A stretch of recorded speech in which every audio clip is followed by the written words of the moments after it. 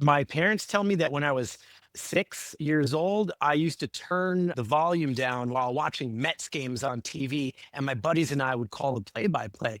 I didn't realize that at the time that we were doing a job. We were broadcasting. And forward to high school, I was listening to the Howard Stern show for the first time in 1990, and I couldn't believe the words I was hearing. I missed the first 20 minutes of school that morning because I needed to know what Howard was going to say. So for me, it was obvious to me that I was going to be a broadcaster.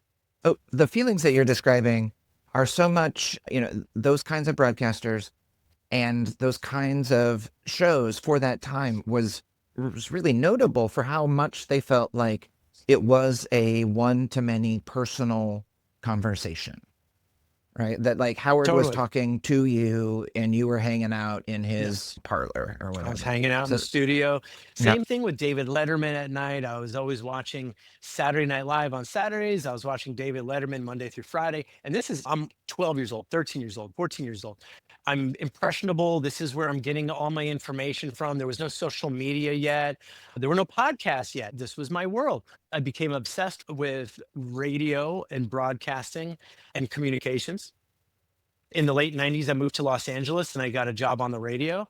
For the last 25, 30 years, that's all I've ever thought about was having my voice heard by as many people as possible, whether it was sports radio, talk, or even just talking up a record. I've always just been fascinated with communicating with a person or people, whether they were 10 feet away from me or thousands of miles away.